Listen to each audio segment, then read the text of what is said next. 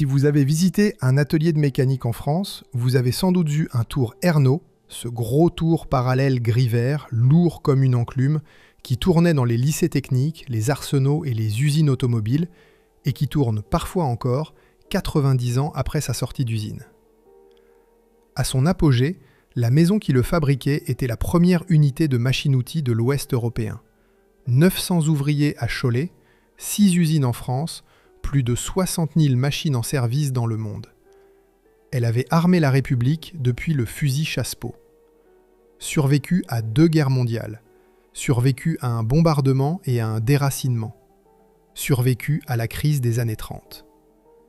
Et puis, après plus d'1 siècle de fabrication, les machines de Cholet se sont arrêtées pour de bon. Comment un nom qui équipait toute l'industrie française a-t-il fini racheté par les Japonais qu'il avait lui-même formés? Chapitre 1. Le tour et le fusil. Cette histoire commence, comme tant d'histoires industrielles françaises, par un homme penché sur une machine. Pas un grand patron, pas un financier, pas un ministre, un mécanicien. Nous sommes à Paris en 1863. Dans un atelier du 9e arrondissement, au 23 de la rue Turgot, un homme du nom d'Alexandre Coleman construit quelque chose qui n'existe pas encore tout à fait en France sous cette forme. Un tour parallèle de précision. Il faut comprendre ce qu'est un tour, parce que tout le reste en découle. Un tour, c'est la machine qui fabrique les autres machines. On y fixe une pièce de métal brute, elle tourne sur son axe à grande vitesse et un outil vient mordre la matière, copeau après copeau, jusqu'à ce qu'apparaisse une forme exacte. Un cylindre, un arbre, un canon de fusil. La précision est tout. 1/10 de millimètre d'écart et la pièce ne vaut plus rien. Coleman, lui, savait viser le centième. Cette obsession de l'exactitude n'était pas un caprice d'artisan. C'était une affaire d'État. Car dans la France du Second Empire, ce qui réclamait la plus haute précision mécanique, ce n'était pas l'horlogerie, ni l'automobile, qui n'existait pas encore. C'était l'arme. Et les machines de Coleman attirèrent très vite l'attention des arsenaux militaires, qui cherchaient des tours capables d'usiner en série les pièces du nouveau fusil de l'armée française, le Chassepot. Le tour de Coleman savait le faire. En 1867, à l'Exposition universelle de Paris, cette grande vitrine où le Second Empire montrait au monde la puissance industrielle de la France, Alexandre Coleman remporta une médaille d'or. Retenez bien cela, parce que c'est le premier fil d'une trame qui traversera tout ce récit. La maison qui deviendra Ernaud-Saumua est née en armant la République. Elle a commencé sa vie en fabriquant les machines qui fabriquaient les fusils. Et elle la terminera plus d'1 siècle plus tard, en équipant encore les arsenaux de la marine et les ateliers du GIAT. Entre les deux, elle aura outillé toute l'industrie française. Mais au commencement, il y a un mécanicien, un tour et un fusil. L'année suivante, en 1868, Coleman ne s'arrêta pas au tour. Il conçut une fraiseuse universelle, une autre machine mère, capable cette fois de tailler, de rainurer, de surfacer le métal selon des trajectoires que le tour ne permettait pas. En quelques années, ce petit atelier parisien possédait 2 des outils fondamentaux de toute la mécanique moderne. Il fallait de la place. L'atelier quitta la rue Turgot pour la rue de la Tombissoire, dans le 14e. Puis, en 1890, la fabrication fut transférée au 169 de la rue d'Alésia. Cette adresse-là, gardez-la en mémoire. Pendant plus d'1 demi-siècle, la rue d'Alésia sera le cœur de la maison. Et un jour de l'été 1944, dans ces mêmes murs, l'histoire de France viendra s'écrire. Les commandes du ministère de la Guerre affluaient. Après le Chassepot, ce fut le fusil Lebel, l'arme avec laquelle des centaines de milliers de soldats français partiraient bientôt dans les tranchées. Chaque Lebel, chaque pièce de Lebel, supposait quelque part une machine-outil capable de l'usiner au centième. Et derrière nombre de ces machines, il y avait l'atelier de la rue d'Alésia. Mais un atelier, aussi habile soit-il, n'est qu'un atelier. Pour qu'il devienne une maison, il fallait quelqu'un d'autre. Il fallait un nom. Chapitre 2. L'ingénieur de la rue d'Alésia. Ce nom, c'est Henri Ernaux. En 1892, Henri Ernaux prend la direction de la maison Coleman. C'est un ingénieur, un centralien, sorti de cette école centrale qui formait, à la fin du XIXe siècle, l'élite de l'industrie française. Et cette date, 1892, l'entreprise ne l'oubliera jamais. Bien plus tard, dans ses brochures commerciales, alors qu'elle vend ses machines dans le monde entier, elle écrira toujours la même formule. Fort de son histoire depuis 1892. Ce n'est pas la date de l'atelier de Coleman qu'elle retient, c'est la date de l'arrivée d'Ernaux, comme si la maison avait choisi de naître le jour où l'ingénieur a remplacé le mécanicien. Il y a là quelque chose qui dit beaucoup de la France industrielle de cette époque. Coleman avait l'intuition, le génie de la main, le coup d'œil du praticien. Ernaux apporte autre chose, la méthode, la formation théorique, la capacité de transformer un savoir-faire en entreprise. Les deux hommes représentent les deux moitiés de l'industrie française, l'atelier et l'école, la main et le calcul. Et pendant un siècle, la maison Ernaux portera cette double nature.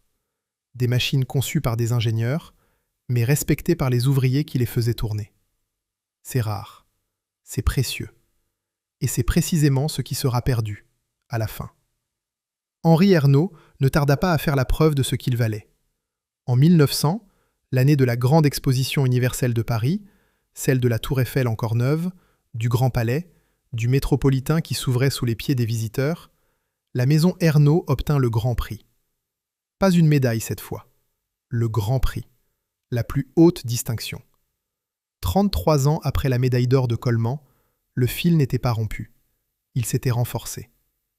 L'atelier fonctionnait alors avec une efficacité remarquable, organisé autour de 8 tours parallèles de dimensions différentes. 8 machines. Cela peut paraître modeste, et ça l'était. Nous sommes encore loin des grandes halles de l'âge industriel.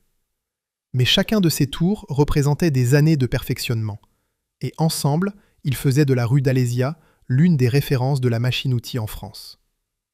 Il faut s'arrêter un instant sur la nature de ce que fabriquait Ernaux, parce que c'est le secret de toute l'histoire. Ces machines avaient une réputation.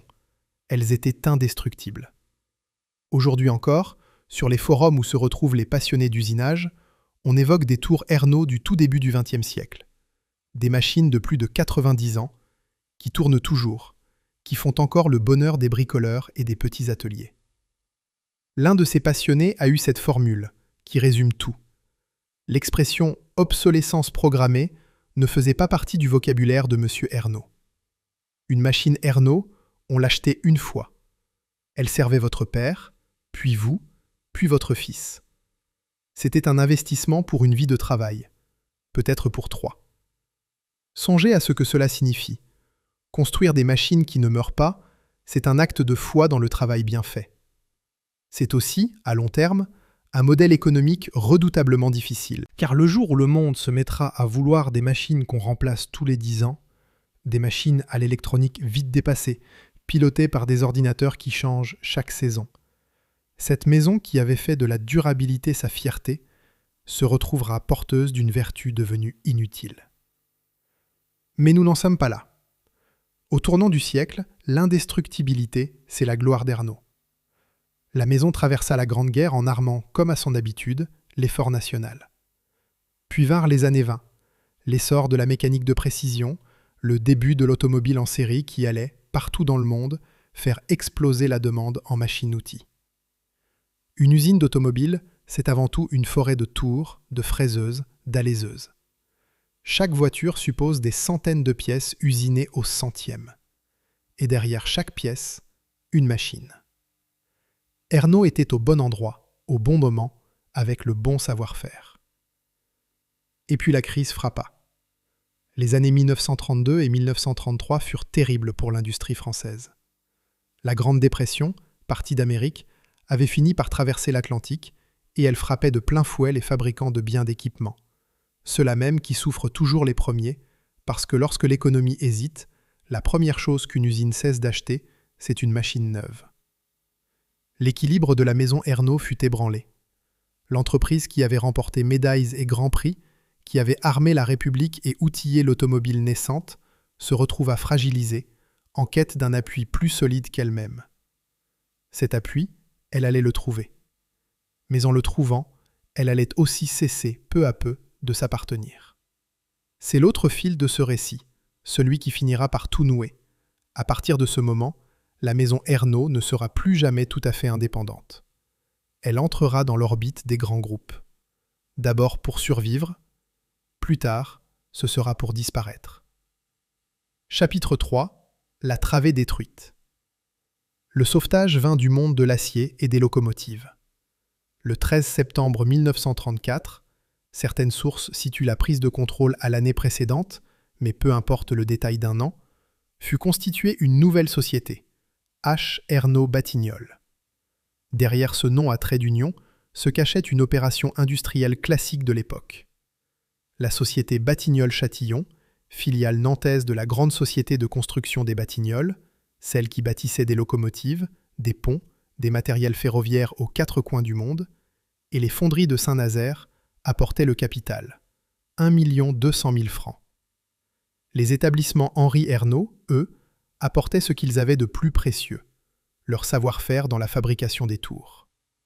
La logique était limpide. Saint-Nazaire fournissait la fonte, la matière première brute.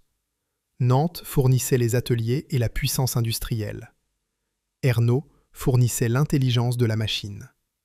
La marque H. Ernaud Batignolles allait rester en usage pendant 30 ans, et de ces ateliers nantais sortiraient des tours parallèles de précision, des tours semi-automatiques, vendus dans toute la France industrielle. En 1942, en pleine occupation, l'ensemble se resserra. Batignolles-Châtillon apporta à la société les ateliers parisiens de la rue Jacquier et de la rue d'Alésia, ce berceau historique acquis 3 ans plus tôt. La maison Ernaud était désormais pleinement intégrée à l'univers Batignolles.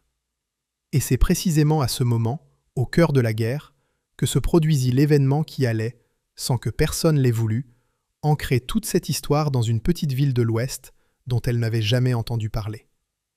Le 23 mars 1943, à Nantes, le ciel se remplit du bruit des moteurs. Une escadrille de 11 bombardiers alliés visait l'usine des Batignolles.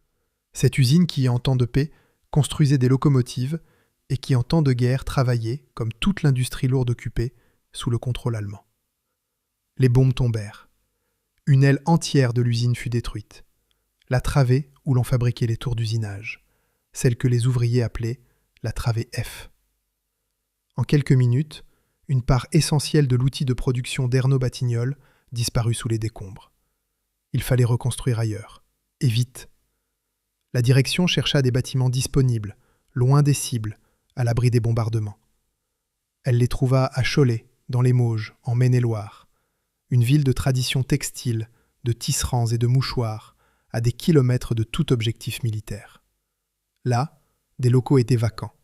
Ils appartenaient à l'Alsacienne, une entreprise de construction électrique et électronique. C'est dans ces murs empruntés que l'activité fut transférée. Et c'est ainsi que, par le seul effet d'un bombardement, le destin de la machine-outil française vint s'installer à Cholet. Dès cette année 1943, le site choletais comptait déjà 453 salariés. Mais l'arrivée ne fut pas un simple déménagement de cartons et de machines. Ce fut un déracinement d'hommes. Car le savoir-faire ne se transporte pas dans une caisse. Il est dans les mains, dans les yeux, dans l'habitude des ouvriers qui savent à l'oreille quand un tour usine bien et quand il faut corriger.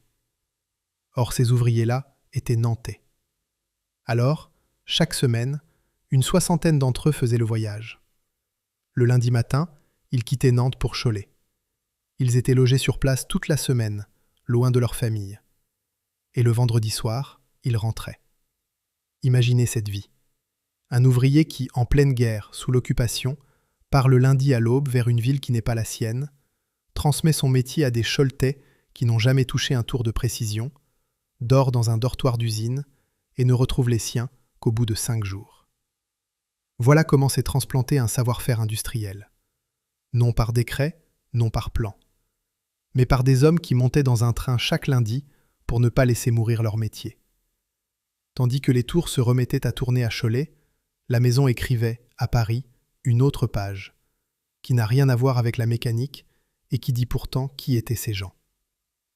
À l'été 1944, lors de l'insurrection de Paris, le comité local de libération établit son quartier général dans les locaux de la rue d'Alésia, l'atelier de Coleman, le berceau d'Ernault, avant d'aller investir la mairie de l'arrondissement.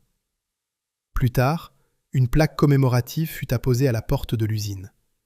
La maison qui avait armé la République depuis le Chassepot avait, le temps d'un été, abrité ceux qui la libéraient. La guerre finie, il fallut tout relancer. Et là, la maison montra qu'elle n'avait rien perdu de son génie. En 1946, elle lança un tour à copier, une machine capable de reproduire automatiquement le profil d'une pièce modèle. Puis vint un perfectionnement décisif, le tour à cycle automatique, baptisé le pilote. Avec le pilote, l'opérateur n'avait plus à guider chaque passe à la main. La machine enchaînait elle-même les opérations selon un cycle réglé d'avance. Ce n'était pas encore d'électronique, pas encore l'ordinateur. Mais c'était de l'automatisation mécanique de haut vol, et elle plaça H. Ernault Batignolles au tout premier rang mondial de la copie sur tour. Retenez ce détail, lui aussi. Dans les années 40 et 50, cette maison était à la pointe de l'automatisation de son métier. Elle n'était pas en retard. Elle était devant. Ce qui rend d'autant plus difficile à comprendre ce qui se passera 20 ans plus tard, lorsque l'automatisation changera de nature et passera de la mécanique à l'électronique. Mais nous y reviendrons. Pour l'instant, la maison Ernault est florissante, installée à Cholet, leader mondial du tour à copier. Et elle s'apprête à fusionner avec une autre lignée, plus prestigieuse encore, et venue, elle, de l'univers des canons et des chars. Chapitre 4. Le char, le tour et la fusion. Pour comprendre l'autre moitié du nom, le Saumua d'Ernault Saumua, il faut remonter à un autre atelier et à un autre homme. L'homme s'appelait Étienne Bouet. En 1861, 2 ans avant que Coleman n'ouvre sa boutique parisienne, Bouet fondait ses propres usines. Constituées en société anonyme en 1894, les usines Bouet fabriquaient, elles aussi, des machines-outils. 2 lignées parallèles donc, nées presque en même temps, à quelques années l'une de l'autre, chacune dans son coin, sans savoir qu'un jour, elles ne feraient plus qu'une. Mais la lignée Saumua avait un destin différent, parce qu'elle entra très tôt dans l'orbite du plus grand nom de l'industrie lourde française, Schneider, les maîtres du Creusot. Le 14 mars 1914, quelques mois à peine avant que l'Europe ne bascule dans la Première Guerre mondiale, un accord avec Schneider et compagnie donna naissance à la Saumua, la société d'outillage mécanique et d'usinage d'artillerie. Le nom dit tout. Outillage mécanique, usinage d'artillerie. C'était la fusion de plusieurs usines, Bouet, Farco de Saint-Ouen, Champignol, la Société française de machines-outils, et à sa tête, comme président du conseil d'administration, siégeait Eugène Schneider lui-même. Installée à Saint-Ouen, aux portes de Paris, la Saumua fabriquait tout ce dont l'industrie avait besoin. Des machines à poinçonner, des cisailles, des étaux-limeurs, des tours parallèles.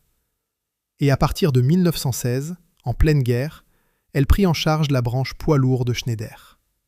Vous voyez le tableau se former. D'un côté la machine-outil, de l'autre les véhicules lourds, le tout sous l'aile d'un géant de l'acier et de l'armement. C'est cette double nature qui valut à la Saumua sa page la plus célèbre. Car la Saumua ne fabriqua pas seulement des machines pour faire la guerre, elle fabriqua la guerre elle-même. D'abord le char Schneider CA1, l'un des tout premiers chars d'assaut français engagés dans les combats de la Grande Guerre. Puis, dans l'entre-deux-guerres, le char qui porte aujourd'hui encore le nom de la maison dans tous les livres d'histoire militaire, le S-35. Le Saumua S-35, considéré par bien des spécialistes comme l'un des meilleurs chars du monde au début de la Seconde Guerre mondiale, mieux conçu, mieux blindé que nombre de ses adversaires, est trahi non par sa mécanique, mais par la doctrine d'emploi de l'armée qui le possédait. Voilà donc les 2 lignées qui vont se rejoindre. D'un côté, Ernault, le tour de précision, la médaille d'or, le fusil, la fraiseuse, le pilote, l'indestructibilité, Cholet. De l'autre, Saumua, Schneider, le Creusot, l'artillerie, les chars, Saint-Ouen. 2 histoires de la mécanique française, l'une née dans un atelier parisien, l'autre dans l'empire de l'acier. Et toutes 2, désormais, en quête de la taille critique qui leur permettrait de tenir face aux géants qui montaient ailleurs dans le monde. L'après-guerre fut une période de recomposition vertigineuse. La SOMUA, en 1948, construisit même 2 automotrices électriques pour la SNCF, preuve de l'étendue de son savoir-faire. Puis, en 1955, sa branche poids lourd fusionna avec Latil et avec la division camion de Renault pour former la Saviem, l'un des grands noms du véhicule industriel français. La SOMUA se séparait ainsi de ses camions. Restait sa branche machine-outil. Et cette branche-là, c'est vers Ernault qu'elle allait se tourner. La fusion des 2 maisons est diversement datée. Dès 1953 selon certaines sources, officiellement en 1962 selon l'historique retenu par l'entreprise. Tenons-nous-en à cette dernière date, celle qui marque l'acte fondateur du géant. En 1962, H. Ernault Batignolles absorba la machine-outil SOMUA. La maison prit alors le nom sous lequel elle entrera dans la légende industrielle de l'Ouest, H. Ernault SOMUA. Les initiales, HES, allaient désormais figurer sur des dizaines de milliers de machines à travers le monde. Et ce n'était pas tout. Dans le même mouvement, HES absorba la Société bourbonnaise de machines-outils, dont l'usine de Moulins, dans l'Allier, avait été acquise dès 1957. Moulins deviendra l'autre grand site du groupe, spécialisé dans les tours les plus avancés, ceux qui équiperont plus tard l'armement et l'aéronautique. Mesurez ce qui venait de se constituer. En 1962, le groupe HES employait 2500 personnes. Il produisait 3000 machines-outils par an. Et ces machines sortaient de 6 usines réparties à travers la France. Cholet, Lisieux, Moulins, Monzeron, Paris-Alésia et Saint-Denis. Plus de 60 000 machines Ernault étaient alors en service dans le monde entier. 60 000. Songez à chacune d'elles, debout dans un atelier quelque part, en France, en Europe, sur d'autres continents, en train de façonner une pièce, à cette heure même, au centième de millimètre près. Le siège de cette puissance, longtemps installé rue d'Alésia, dans le berceau historique, finit par migrer vers Vélizy-Villacoublay, dans la grande banlieue parisienne, loin des ateliers, loin de la sirène, dans ces zones tertiaires où s'installaient désormais les états-majors industriels. Ce détail n'est pas anodin. Le pouvoir s'éloignait de la machine.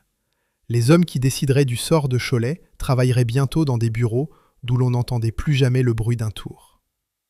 Et au-dessus de tout cela planait déjà une ombre. L'ombre qui, à la fin, recouvrira tout. Car HES n'était pas seul maître chez lui. Il avait bénéficié, pour grandir, des apports d'autres maisons de l'univers Schneider. La Société des Forges et Ateliers du Creusot en 1964, les établissements Cornac en 1971. Et à partir de 1972, HES devint pleinement une filiale du groupe Schneider, par l'intermédiaire de Gemont Schneider. La maison du mécanicien Coleman, la maison de l'ingénieur Ernault, était désormais une ligne dans le bilan d'un grand groupe. Pour l'heure, cela ressemblait à une consécration. Adossé à Schneider, fort de 6 usines et de 2500 ouvriers, leader mondial reconnu du tour, fournisseur de toute l'industrie française, HES entrait dans la décennie la plus glorieuse de son histoire. À Cholet, on s'apprêtait à fabriquer jusqu'à 10 machines par jour. On s'apprêtait à fêter la 30 millième machine. On s'apprêtait à donner à toute une gamme de tours le nom même de la ville. Personne, dans ces ateliers, ne savait que cet adossement à un grand groupe était à la fois la condition de la grandeur et le premier maillon de la chaîne qui mènerait, à quart de siècle plus tard, à la vente de la maison aux Japonais qu'elle avait elle-même formée. Mais cela, c'est l'histoire de l'âge d'or, puis celle de la chute. Pour l'instant, à l'orée des années 60, la machine qui allait bâtir la France tournait à plein régime, et elle n'avait jamais paru aussi solide. Chapitre 5. L'atelier. Imaginez que vous arrivez devant les grilles de l'usine de Cholet un matin de l'automne 1965. Il est 6h moins le quart. Le jour n'est pas encore levé sur les Mauges, et pourtant la rue n'est pas déserte. De partout, des hommes convergent. À vélo, en mobilette, à pied. Quelques-uns dans les premières petites voitures de l'époque. Ils ne parlent pas beaucoup. C'est l'heure du silence d'avant le travail. Ce moment particulier où l'on n'est déjà plus tout à fait chez soi et pas encore à l'établi. Puis la sirène sonne, et tout change. Franchissez les grilles avec eux, et la première chose qui vous saisit, c'est l'odeur. Une odeur que tout ancien de la maison reconnaîtrait les yeux fermés 30 ans après. L'huile de coupe. Cette huile soluble qu'on projette sur l'outil pour refroidir la pièce, mêlée à l'odeur sèche et métallique du copeau d'acier frais. Une odeur de fer mouillé et d'huile chaude qui imprégnait les bleus de travail, qui rentraient à la maison le soir, qui ne partaient jamais tout à fait des mains. Les femmes des ouvriers la connaissaient aussi. C'était l'odeur de leur mari, l'odeur du gagne-pain. Et puis le bruit. Pas un vacarme chaotique, non. Un bruit ordonné, presque musical pour qui savait l'écouter. Le ronronnement grave des broches qui font tourner les pièces. Le sifflement aigu de l'outil qui mord l'acier. Le claquement régulier des chariots qui avancent et reculent. Des dizaines de tours, des fraiseuses, des alaiseuses, tous en mouvement à la fois, chacun avec sa voix. Un bon contremaître pouvait traverser l'atelier les yeux baissés et savoir, rien qu'à l'oreille, quelle machine usinait juste et laquelle commençait à fatiguer. Car c'est cela, le secret de la machine-outil. Elle ne se commande pas seulement avec les mains, mais avec les oreilles et avec les yeux. L'ouvrier qualifié de Cholet, le tourneur, le fraiseur, l'ajusteur, n'était pas un homme qui appuyait sur des boutons. C'était un homme qui sentait la matière, qui réglait son outil au centième sans toujours avoir besoin du comparateur, parce que sa main avait appris, qui savait, à la couleur du copeau et au son de la coupe, s'il fallait ralentir ou accélérer. Ce savoir-là ne s'apprenait pas en quelques semaines, il fallait des années, et il se transmettait d'homme à homme, du vieux au jeune, exactement comme les Nantais l'avaient transmis aux Choletais en 1943. Suivez maintenant le chemin d'une machine à travers l'atelier, car l'usine était organisée comme un long fleuve où l'acier brut entrait à un bout et où le tour fini sortait à l'autre. Tout commençait par le bâti, l'immense socle de fonte qui forme le squelette de la machine, coulé d'abord, puis vieilli. Vieilli, oui, on laissait reposer la fonte des mois durant, parfois dehors, exposée aux saisons, pour que les tensions internes du métal se relâchent d'elles-mêmes. Une maison pressée aurait sauté cette étape. Ernaud ne la sautait pas. C'était l'une des raisons pour lesquelles ces machines tenaient un siècle. On ne trichait pas avec le temps de la matière. Le bâti vieilli passait ensuite aux grandes machines qui usinaient ces glissières, ces rails parfaitement plans sur lesquels coulissera le chariot. La planéité devait être absolue. Un défaut ici, et toute la précision de la machine était ruinée. Puis venait le montage de la poupée, l'installation de la boîte des vitesses, l'ajustage des engrenages, le câblage, la peinture, ce gris vert si reconnaissable des machines françaises de l'époque. Et au bout de la chaîne, l'essai. Chaque tour était mis en route, chargé d'une pièce, et on vérifiait qu'il usinait bien au centième promis. Une machine Ernaud ne quittait pas Cholet sans avoir fait ses preuves devant un homme qui engageait sur elle sa réputation. De cet atelier sortait toute une gamme. Entre 1943 et 1967, l'usine construisit les tours HN 350, 400, 500, les HNC 450 et 600, les AC 140 et 280. Puis vint la grande gamme qui portera le nom même de la cité, les tours de Cholet, les modèles 350, 435, 550, le C450, le C600. Des noms qui ne disent rien à personne aujourd'hui, et qui pourtant, dans les ateliers de mécanique du monde entier, signifiaient une chose simple, la fiabilité française. C'est là, dans cette odeur d'huile chaude et ce bruit ordonné, que des hommes ont passé leur vie entière. 40 ans, parfois davantage, devant le même type de machine, à fabriquer les outils qui fabriquaient la France. Et lorsqu'ils en parlent encore, longtemps après, ce n'est pas de la peine de leur travail qu'ils parlent d'abord. C'est de la fierté de l'avoir bien fait. Chapitre 6.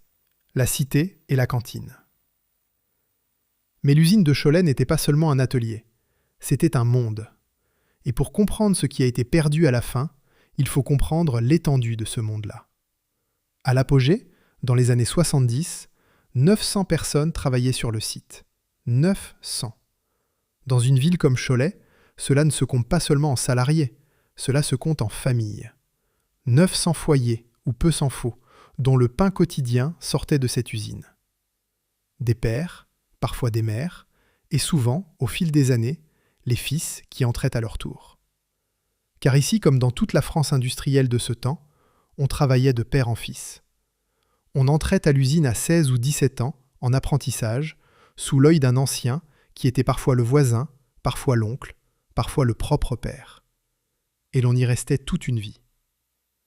Jean-Claude Reynaud était de ceux-là. Entré chez Ernaud jeune homme, il y consacra 45 ans avant de partir à la retraite. 45 ans dans la même maison. Aujourd'hui président de l'Association des anciens des Batignolles, c'est lui qui veille sur la mémoire de l'usine, lui qui recueille les témoignages, lui qui a eu cette phrase, toute simple, pour dire ce qu'étaient ces années. Entre la fin des années 50 et le milieu des années 70, c'était l'âge d'or. On fabriquait 10 machines-outils par jour. On fournissait les centres d'apprentis, les entreprises de mécanique, les constructeurs automobiles. 10 machines par jour. Écoutez bien ce chiffre, parce que nous y reviendrons. Pour l'instant, retenez seulement la voix de l'homme qui a vu cela de ses yeux, et la chaleur tranquille avec laquelle il dit « c'était l'âge d'or ». Le mot n'est pas exagéré, mais il ne faut pas l'embellir non plus. Le travail était dur. Les journées étaient longues. La fonte salissait. L'huile brûlait parfois. Le bruit usait les oreilles bien avant qu'on ne songe à les protéger. Personne, parmi ces hommes, ne dirait que c'était d'un paradis. Mais à l'intérieur de ces murs, ils faisaient quelque chose de vrai, avec un vrai savoir-faire. Et cela comptait, pour eux et pour le pays. Et autour du travail, il y avait tout le reste. Il y avait la cantine d'abord. Et dans une usine française, la cantine n'est pas un détail. C'était l'heure sacrée du midi, le moment où l'on s'asseyait ensemble, où l'on mangeait un vrai repas, chaud, complet, à table, et non un sandwich avalé debout. Entrée, plat, fromage. Le repas du milieu de journée appartenait à l'ouvrier comme un droit. C'était de la civilisation à l'intérieur d'une halle industrielle. Il y avait le comité d'entreprise, cette institution que les ouvriers français avaient conquise et qui organisait la vie bien au-delà de l'établi. Les arbres de Noël, où l'on distribuait des jouets aux enfants. Les colonies de vacances, qui emmenaient les petits à la mer ou à la montagne. Des enfants d'ouvriers qui, sans cela, n'auraient peut-être jamais vu l'océan. Le club sportif, les sorties, l'entraide quand un camarade était dans la peine. Tout cela ne tombait pas du ciel, et ne tombait pas non plus de la générosité du patron. C'était une conquête collective, et c'était un ciment. Cholet, par chance, n'était pas une ville d'une seule usine. Ce n'était pas une de ces cités sidérurgiques de Lorraine ou minières du Nord, où tout dépendait d'un seul employeur. La ville avait une longue tradition industrielle propre et une main-d'œuvre habituée au travail d'atelier. C'est d'ailleurs l'une des raisons pour lesquelles le savoir-faire nantais y avait pris si vite. Le terreau était bon. Les Choletais n'étaient pas des paysans qu'on transformait en ouvriers du jour au lendemain. C'étaient déjà des gens de métier. Et c'est aussi pourquoi le coup, quand il viendra, sera différent d'ailleurs. À Cholet, l'usine Ernaud n'était pas toute la ville, mais elle en était le fleuron. Elle était ce que la ville faisait de plus noble, de plus précis, de plus reconnu dans le monde. Perdre Ernaud, ce ne serait pas perdre son seul emploi, ce serait perdre sa couronne. Chapitre 7. Le nom de la ville. Car il faut le dire clairement, à son sommet, l'usine de Cholet n'était pas un atelier de province parmi d'autres. C'était, selon l'association des anciens elle-même, la plus forte unité de machines-outils de tout l'Ouest européen. Pas de l'Ouest de la France, de l'Ouest de l'Europe. Mesurez la chose. Dans une petite ville des Mauges connue jusque-là pour ses mouchoirs et ses tisserands, on avait bâti la première concentration de production de machines-outils à l'échelle de toute une moitié du continent. Les machines qui sortaient de cette usine n'allaient pas seulement équiper les ateliers du coin.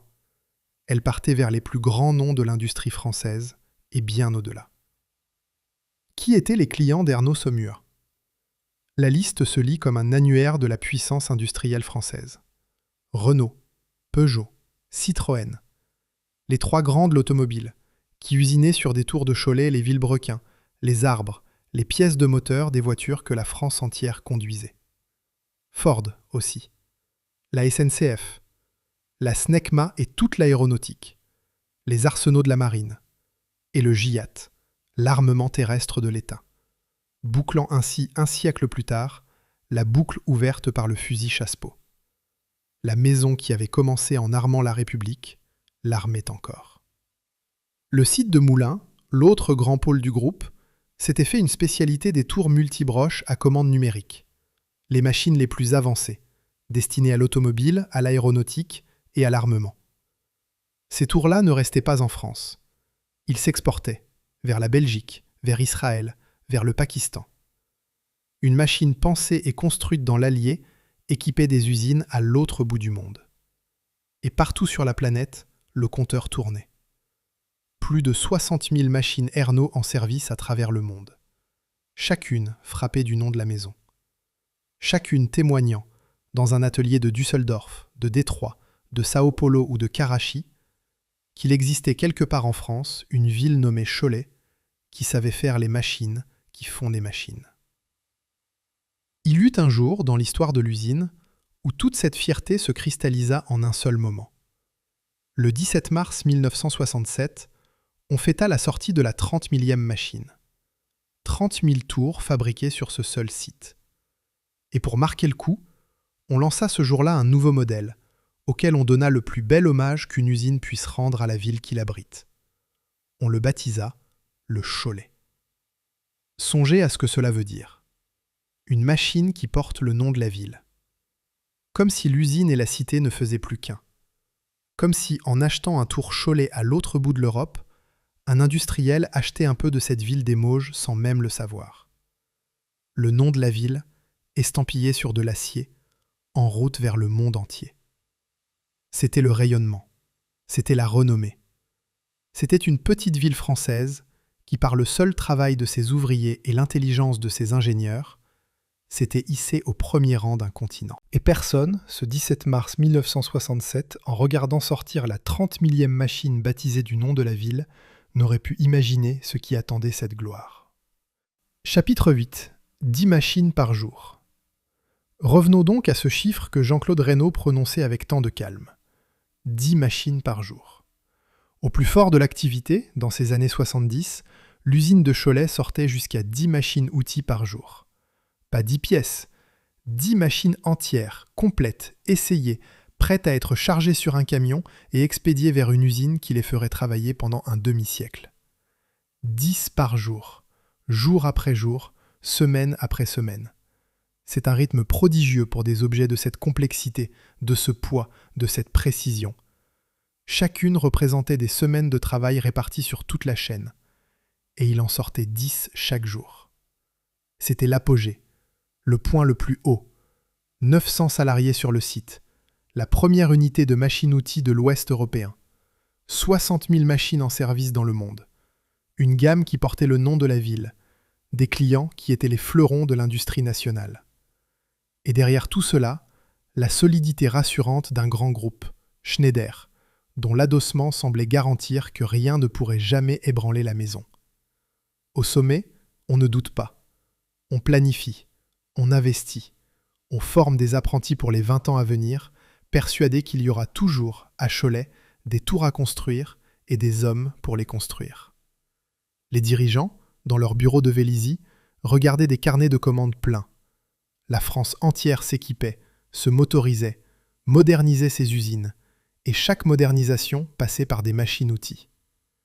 L'avenir paraissait une simple prolongation du présent. De plus en plus de machines pour une France de plus en plus industrielle. Et pourtant, au moment précis où l'usine de Cholet atteignait son zénith, à des milliers de kilomètres de là, dans des bureaux d'études américains et japonais, un autre métier était déjà en train de naître. Un métier qui n'avait plus grand-chose à voir avec l'oreille du tourneur, avec la main qui sent la matière, avec le copeau dont on lit la couleur. Un métier où la machine ne serait plus commandée par un homme, mais par un ordinateur. La commande numérique montait, et elle allait, en moins de 15 ans, redéfinir entièrement ce que voulait dire fabriquer une machine-outil. Mais debout sur ce sommet, dans l'odeur d'huile chaude et le bruit ordonné des broches, personne à l'intérieur de ces murs ne pouvait voir le monde qui allait se refaire autour d'eux. On fabriquait 10 machines par jour. On était les premiers d'Europe. Et l'âge d'or, comme tous les âges d'or, se croyait éternel. Chapitre 9. Le métier qui change de nature. Le déclin d'une grande maison ne commence jamais par une catastrophe. Il commence par un changement de monde que personne, à l'intérieur des murs, ne voit tout à fait venir. Pour Erno Somua, ce changement portait un nom, la commande numérique. L'idée était née aux États-Unis dans les années 50 et 60. Le principe en était simple à énoncer, vertigineux dans ses conséquences.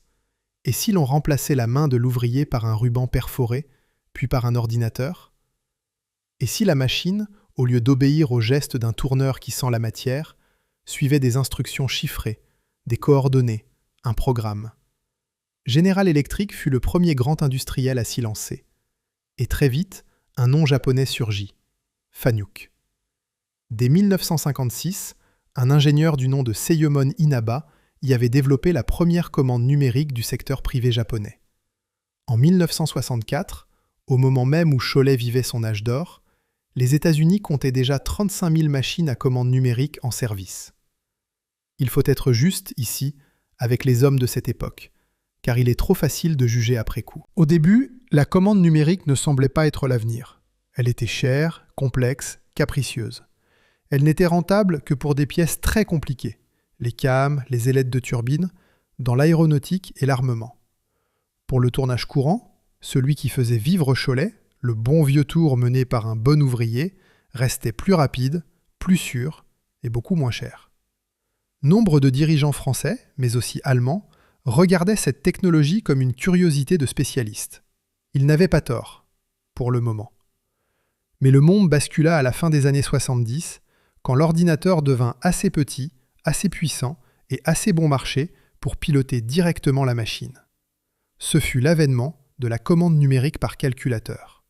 Et alors, tout s'accéléra d'un coup. Les chiffres allemands disent l'ampleur du séisme mieux que tout discours. En 1974, l'Allemagne produisait 985 machines à commande numérique de première génération. 8 ans plus tard, en 1982, elle n'en produisait plus que 223 de ce vieux type, mais 5580 du nouveau. En moins d'une décennie, le métier avait changé de nature. Et c'est là que se noue le drame de la machine-outil française. Car ce n'était pas seulement Erno qui était menacé, c'était toute une filière. Une filière émiettée, dispersée, sous-capitalisée. La France comptait à peine 4 ou 5 entreprises de taille suffisante pour lutter. Erno Somua, Grafenstaden, Cazeneuve, GSP. 4 ou 5. Quand l'Allemagne et les États-Unis en alignaient des dizaines, chacune forte de 500 à 2000 personnes. Le mal français était structurel, et il portait un nom que ceux qui ont travaillé dans l'industrie de ce pays connaissent bien. On préférait végéter seul plutôt que de s'entendre avec un concurrent. Chacun dans son coin, trop petit pour investir lourdement, trop fier pour s'allier. À cela s'ajoutait une blessure d'orgueil que les acheteurs français eux-mêmes infligeaient à leurs propres fabricants. La fascination pour la mécanique allemande. À qualité égale, et parfois à qualité moindre, un atelier français préférait souvent la machine venue d'outre-Rhin. Le Made in Germany avait déjà conquis les esprits.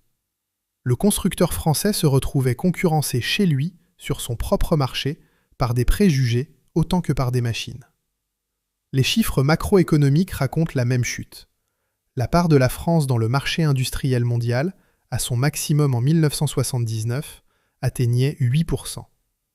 5 ans plus tard, en 1984, elle était tombée à 6,3%. Et la machine-outil, ce secteur stratégique entre tous puisque c'est lui qui fabrique tous les autres, avait relégué la France de la 6e à la 9e place mondiale en l'espace d'une décennie. Le pays qui avait inventé tant de choses, le pays de Coleman et d'Erno, était en train de perdre la capacité de fabriquer les machines qui fabriquent. Voilà le monde qui se refaisait autour de Cholet, pendant que l'usine sortait encore ses 10 machines par jour. Le sol se dérobait lentement. Et dans les bureaux de Vélizy, comme dans toute la filière française, on allait prendre, ou ne pas prendre, une série de décisions dont chacune, prise isolément, paraissait raisonnable. C'est leur somme qui fut fatale. Chapitre 10. L'homme qui revenait d'Amérique. Il y eut pourtant, chez Ernaud Saumua, des hommes qui virent venir le danger. C'est ce qui rend l'histoire si poignante. La maison n'était pas aveugle. Elle était hésitante. Et l'hésitation, parfois, tue plus sûrement que l'aveuglement. L'histoire est racontée en détail par la Fondation IFRAP, un organisme dont il faut dire qu'il défend une certaine lecture libérale du rôle de l'État et qu'il faut donc lire en sachant d'où il parle. Mais les faits qu'il rapporte sont précis et personne ne les a démentis. En 1965, un ingénieur technico-commercial de HES rentre des États-Unis. Il a vu là-bas ce qui se prépare.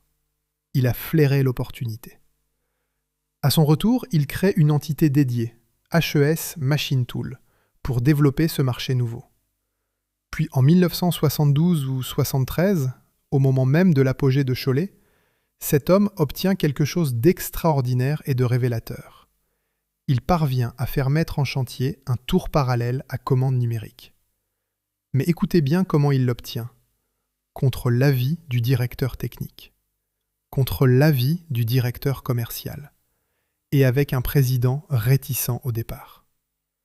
L'avenir de la maison fut donc mis en chantier non pas porté par la direction, mais arraché à elle par un seul homme qui avait vu juste. Et le plus parlant reste à venir. Ce tour à commande numérique, fruit de tant d'efforts, ne fut présenté en Europe qu'après que 100 exemplaires eurent été vendus aux États-Unis. Comprenez bien, la machine de l'avenir, conçue en France, dut faire ses preuves en Amérique avant qu'on ose la montrer aux clients français. Comme si la maison n'osait pas croire à son propre pari. Alors, gardons-nous d'une légende trop simple. On a parfois résumé l'affaire d'une formule commode. Ernaud a refusé l'électronique. Ce n'est pas vrai. À Cholet, la fabrication des tours parallèles classiques s'arrête dès 1976 au profit de machines équipées de commandes numériques. Et HES déposa des brevets de machines à commande numérique entre 1980 et 1984. La maison n'a pas ignoré la révolution. Le drame n'est pas le refus. Le drame est le retard, la timidité de l'investissement et un attachement viscéral à ce qu'on savait faire, le tour. HES a toujours privilégié les tours. Et sur les centres d'usinage, ces machines polyvalentes qui devenaient le cœur du nouveau marché, elle n'eut jamais de grand succès. Elle excellait dans un métier qui rétrécissait. Elle peinait dans le métier qui montait. Mais le retard d'Ernaud ne fut pas seulement le sien. Il fut aussi celui de tout un pays et d'un État qui, croyant aider, accabla. L'épisode le plus accablant est celui des armoires de commande, le cerveau électronique de la machine numérique, le composant stratégique entre tous. Au début des années 70, 3 acteurs français se lancent dans cette course. Alcatel, Télémécanique et un petit inventeur de génie, un certain Feutrier. 3 chances pour la France de maîtriser le composant clé de l'industrie de demain. Et que fit l'État ? Il décréta que 3, c'était 2 de trop. Il fallait choisir un champion national. Et là, contre l'avis de tous les constructeurs de machines, ceux-là même qui allaient devoir utiliser ces armoires, l'État confia l'avenir de la commande numérique française au plus petit des 3, Feutrier. L'inventeur génial, mais l'entreprise fragile. Qui, comme on pouvait le craindre, ne fit pas long feu. Il fallut rattraper le désastre. Et ce furent, ironie de l'histoire, les dirigeants d'Ernaud Saumua eux-mêmes qui réussirent à convaincre Télémécanique de reprendre le flambeau. L'affaire se traita dans les bureaux du Comité interministériel pour l'aménagement des structures industrielles, alors dirigé par un haut fonctionnaire du nom de Philippe Jaffray, un nom que l'on retrouvera plus tard à la tête de grandes entreprises françaises. De cette opération de sauvetage naquit une société, NUM, qui se développa remarquablement et devint une vraie réussite. Une réussite arrachée au gâchis. Une preuve, s'il en fallait, que les hommes d'Ernaud comprenaient parfaitement les enjeux et qu'ils furent mieux servis par leur propre lucidité que par les plans de l'État. Car l'État, justement, avait son grand projet, et ce projet allait échouer. Chapitre 11. Le licencié japonais. Pour comprendre la fin, il faut d'abord entendre une conversation. Une seule. Elle a eu lieu, à une date que l'on ne connaît pas précisément, entre deux hommes dont l'histoire n'a même pas retenu les noms. Le président d'Erno Somua et le président d'une maison japonaise nommée Toyoda. Et c'est sans doute la conversation la plus importante de tout ce récit. Toyoda Machine Works était la filiale machine-outil du groupe Toyota. Et pendant 10 ans, Toyoda avait été un excellent licencié d'Erno Somua. Comprenez ce que cela signifie. Les Japonais payaient les Français pour avoir le droit de fabriquer leurs machines selon leurs plans, avec leur savoir-faire. C'est Erno qui avait appris à Toyoda à faire des machines-outils. Le maître était français, l'élève était japonais. Au terme des 10 années de ce contrat de licence, le président de Toyoda vint trouver le président de HES. Et il lui tint en substance ce discours, qu'il faut écouter lentement parce que chaque phrase en est lourde de tout ce qui va suivre. Cher monsieur, nous avons été très heureux et très honorés d'être votre licencié. Vous nous avez appris à fabriquer des machines-outils. Mais maintenant, nous allons cesser de fabriquer les fraiseuses pour produire les centres d'usinage que nous avons développés nous-mêmes. Et si vous le souhaitez, nous pouvons vous céder la licence de fabrication. Arrêtons-nous là. Mesurez le renversement contenu dans ces quelques mots de politesse japonaise. L'élève venait d'annoncer au maître qu'il l'avait dépassé. Puis, il lui proposait, avec une courtoisie parfaite, de lui vendre désormais ce que lui-même, naguère, lui avait appris à faire. En 10 ans, l'apprenti était devenu le professeur.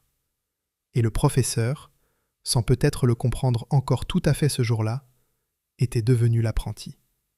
Quelques années plus tard, Toyoda ne céderait pas seulement une licence à Erno. Toyoda rachèterait Erno tout entier. C'est l'ironie centrale de cette histoire, et elle est totale.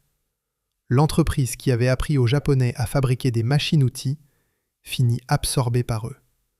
Le fil qui partait de l'atelier de Coleman, de la médaille d'or de 1867, du fusil Chassepot, traversait un siècle de gloire française pour aboutir là, entre les mains de ceux que la France avait formés.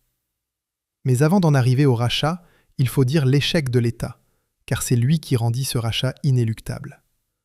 À la fin des années 70, la crise de la machine-outil française n'était plus une menace. C'était un effondrement. Et le gouvernement décida d'agir. Dès juin 1981, le gouvernement Mauroy préparait un plan. En novembre de la même année, fut annoncé le dernier grand plan machine-outil. Des crédits massifs, des restructurations, des regroupements et la formation aux machines à commande numérique dans les lycées professionnels. François Mitterrand lui-même le revendiquait dans un discours du 16 novembre 1982. Dès juin 1981, disait-il, nous avons préparé un plan pour sauver puis redresser le secteur de la machine-outil. Les entreprises allaient au dépôt de bilan et la France perdait un potentiel technique irremplaçable. L'intention était juste, le diagnostic était bon. Le potentiel technique était en effet irremplaçable. Et le plan échoua. La production continua de s'effondrer, au point que s'imposa peu à peu cette idée terrible. La machine-outil française était morte. Les plans successifs des gouvernements, de droite comme de gauche, car ni l'un ni l'autre bord ne fut épargné par l'échec, n'apportèrent rien de décisif. En 1975, la France comptait au moins 139 constructeurs réunis dans leur syndicat. Il en reste aujourd'hui entre 60 et 70. La moitié a disparu. Pour Erno Somua, l'heure de vérité sonna à la fin de l'année 1984. La maison cherchait un repreneur depuis plus de 2 ans. Elle attendait, selon le mot d'un journal de l'époque, qu'un Français veuille bien d'elle, alors que Toyoda, lui, était là, prêt, depuis longtemps. Mais aucun Français ne vint. Et le comité interministériel de restructuration industrielle refusait désormais de continuer à soutenir artificiellement la trésorerie de l'entreprise. Alors l'État se résolut à ce qu'un document de l'époque appelle sans détour le choix du moindre mal. À la fin de 1984, après 2 ans de refus, il accepta de financer lui-même la reprise par les Japonais du fabricant français de machines-outils. L'État payait pour livrer Erno à Toyoda, faute de repreneur national. C'est ainsi que la France solda l'une de ses plus anciennes maisons de mécanique. Chapitre 12. Le dernier tour. Début avril 1985, c'était fait. Toyoda reprenait Erno Somua et en prenait le contrôle à 100%. L'entreprise changea de nom, elle ne s'appellerait plus H. Erno Somua, elle s'appellerait Erno Toyoda Automation. Le siège restait à Cholet. Mais le maître, désormais, était à l'autre bout du monde. Le 23 septembre de cette année-là, un grand journal national titrait sur ce mariage avec une formule qui sonne aujourd'hui comme une épitaphe. Erno Toyoda, mariage à la japonaise. Dans le même temps, le site de Moulins était séparé du reste et érigé en société distincte, la SOMAB, une société anonyme à participation ouvrière. La grande maison se démembrait morceau par morceau. À Cholet, l'arrivée des nouveaux propriétaires ne fut pas le sauvetage espéré. Et l'IFRAP, là encore, est sans nuance dans son constat.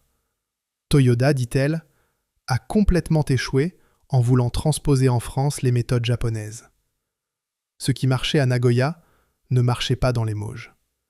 Les hommes n'étaient pas les mêmes. La culture d'atelier n'était pas la même. Le maître japonais découvrait que l'on ne plaque pas un modèle sur des hommes qui ont eux aussi un siècle de métier dans les mains. Pendant 8 ans, l'entité tint. On continua de produire.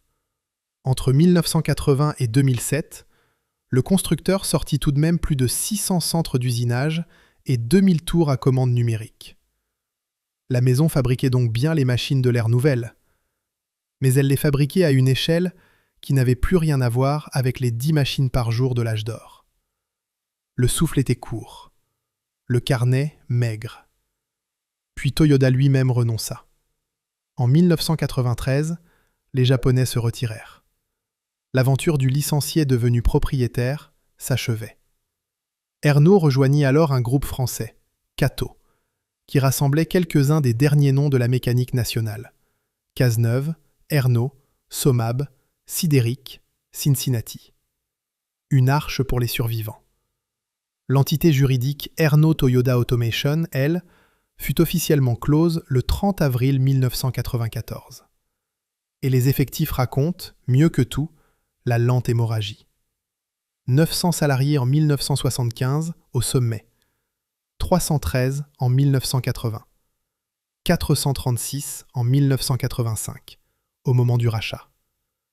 Et à la fin, en 2007, 82. 82. Arrêtez-vous sur ce nombre. Pas 900. 82. Ce qui est, en soi, la mesure de tout ce qui avait déjà été perdu, année après année, bien avant la perte finale. Quand on ferme une usine de 82 personnes, on ne ferme pas une grande maison. On enterre ce qu'il reste d'une grande maison morte depuis longtemps. En 2007, le constructeur Erno ferma Cholet, son seul site de production en Europe. La dernière machine fut construite. Le dernier tour fut essayé, comme les autres, par un homme qui vérifia qu'il usinait juste au centième. Puis, on éteignit les machines. Et le bruit ordonné des broches, ce ronronnement que les anciens entendaient encore en rêve, se tut pour de bon. Pensez au dernier d'entre eux, ces 82 hommes et femmes qui éteignirent les lumières d'une maison fondée sous le Second Empire. Certains avaient leur père qui avait travaillé là. Certains avaient appris le métier d'un Nantais venu en 1943 transmettre ce qu'ils savaient. Ils étaient les derniers maillons d'une chaîne de transmission longue de plus d'un siècle. Et le jour où ils franchirent les grilles pour la dernière fois, cette chaîne se brisa. Le savoir-faire, ce savoir qui était dans les mains et dans les oreilles, qui ne s'écrivait dans aucun manuel, partit avec eux. On ne le rappellerait plus jamais. La marque et les activités de service furent reprises par 5 associés sous le nom d'Erno Service. Un nom sur une porte, une mémoire entretenue. Mais l'usine, la vraie, celle qui sortait 10 machines par jour et portait le nom de la ville à travers le monde, celle-là avait cessé d'exister. Chapitre 13. L'autre usine. Que devient une ville quand l'usine qui fut sa couronne s'éteint? Cholet, il faut le dire, ne s'est pas effondrée comme tant de cités d'une seule industrie. La ville avait d'autres ressources. Terre de tisserands depuis le XIe siècle, elle avait produit jusqu'à 60% de tous les mouchoirs fabriqués en France. Ce fameux mouchoir rouge de Cholet, né vers 1900, devenu l'emblème de la cité. Quand le textile déclina dans les années 70, la chaussure et la mécanique avaient pris le relais. Aujourd'hui encore, Cholet demeure le premier bassin industriel du Maine-et-Loire, le deuxième des pays de la Loire, avec un taux de chômage inférieur à la moyenne du pays. La ville a survécu. Elle a même continué d'encaisser les coups, Michelin annonçant à son tour la fermeture de son site choletais, donnant lieu à une convention de revitalisation de 6 800 000 € signée au printemps 2025. Les Mauges savent ce qu'est une usine qui ferme. Mais l'usine Ernaud, elle, n'a pas tout à fait disparu. Son bâtiment est toujours là, rue de Bourgneuf, cet édifice emblématique érigé en 1938. Après des années d'abandon, il fut racheté en 2010 par un groupe régional. Et le 1er avril 2016, il rouvrit ses portes. Sous un autre nom, pour un autre usage. On l'appelle aujourd'hui l'autre usine. C'est, paraît-il, le plus grand complexe de sport et de loisirs indoor de France. 16 000 mètres carrés, une piste de karting électrique de 400 mètres à l'intérieur même des halles. Un bowling de 16 pistes, un laser game de 450 mètres carrés sur 2 niveaux. Des escape games, des terrains de football, de basket, de paddle, de squash, de badminton. Là où l'on usinait l'acier au centième, on fait désormais du karting. Là où sortaient 10 tours par jour pour équiper Renault et Citroën, on entend le vrombissement des moteurs électriques de loisirs et le fracas des quilles. Il faut se garder de tout mépris pour ce qui occupe ces murs aujourd'hui. Les gens qui y viennent, rire et jouer, ne font de mal à personne, et un bâtiment vivant vaut mieux qu'une friche. Mais le contraste, lui, demeure. Et il est saisissant. Le même volume d'air, sous la même charpente, qui résonnait autrefois du bruit grave et sérieux du travail, résonne aujourd'hui du bruit léger du divertissement. Une cathédrale de la mécanique devenue salle de jeu. L'adresse, pourtant, n'a pas tout oublié. Elle se lit ainsi. 88 rue de Bourgneuf, rond-point des Batignolles. Batignolles. Le nom est resté, gravé dans la toponymie, comme une cicatrice que l'on aurait décidé de garder. Les promoteurs du lieu furent un homme d'affaires de la région et un ancien footballeur professionnel. Ils ont fait de l'usine morte un lieu de loisirs vivant. Et au rond-point, le nom des Batignolles veille encore, sans que la plupart de ceux qui passent sachent ce qu'il désigne. Reste, pour porter la mémoire, un noyau d'anciens. L'association Les Anciens des Batignolles, présidée par ce Jean-Claude Reynaud que nous avons entendu plus tôt, l'homme des 45 ans de maison. Depuis 2016, il réalise d'une exposition, il recueille les témoignages, il rassemble les photographies et les souvenirs avant que ne s'éteignent ceux qui peuvent encore raconter. Ils savent que lorsque le dernier d'entre eux ne sera plus là, il ne restera de l'usine que des objets dans des vitrines et un nom sur un rond-point. Et au-delà de Cholet, le destin d'Ernaud n'est qu'un chapitre d'une catastrophe nationale. Berthier, le grand nom des tours verticaux, fondé en 1916, placé en redressement, appartient aujourd'hui à un groupe suisse. Promecam fut racheté par le japonais Hamada. Renault Automation passa à l'italien Como. Huron tomba dans les mains d'un industriel indien. Forest Linné survit dans une niche à usiner des ailes d'avion. De toute cette grande filière française, seul Cazeneuve subsiste encore comme constructeur français notable. Et voici l'ironie géographique finale, celle qui clôt le cercle. Le marché mondial de la machine-outil est aujourd'hui dominé par l'Allemagne, par l'Italie, par le Japon, par la Chine. La France importe l'essentiel de ces machines. Le pays qui équipait jadis son automobile en tour d'Ernaud dépend désormais des machines allemandes, japonaises, italiennes, pour bâtir son propre appareil productif. La part de l'industrie dans la richesse nationale, qui approchait le tiers en 1974, est tombé à environ 13%. La France a perdu plus de 2 millions d'emplois industriels en 40 ans. Le fil tranché à Cholet en 2007 était l'un des fils de cette grande déchirure. Chapitre 14. Ce qui reste. Revenons une dernière fois rue de Bourgneuf, au rond-point des Batignolles. Il y a dans cette histoire une vérité que la voix mesurée du témoin ne peut pas embellir et ne veut pas crier. La maison qui s'est éteinte à Cholet n'était pas une maison ordinaire. Elle était née en armant la République, sous la main d'un mécanicien penché sur un tour. Elle avait grandi sous l'intelligence d'un ingénieur. Elle avait traversé 2 guerres mondiales, la crise des années 30, l'occupation, un bombardement, un déracinement. Elle avait survécu à tout cela. Elle avait construit des machines faites pour durer un siècle, et qui, certaines, durent encore. Elle n'a pas survécu à un changement de monde mal négocié, pas à une catastrophe, à une série de décisions, chacune raisonnable, chacune prudente, chacune un peu en retard.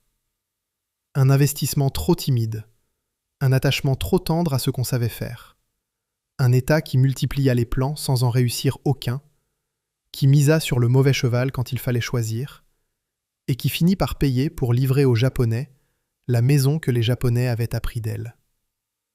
Le tout dans un pays où chacun préférait végéter seul plutôt que de s'unir, et où l'on admirait la machine du voisin allemand plus que la sienne. Il n'y a pas dans tout cela de grands coupables que l'on pourrait nommer et désigner du doigt. Il y a quelque chose de plus difficile à regarder.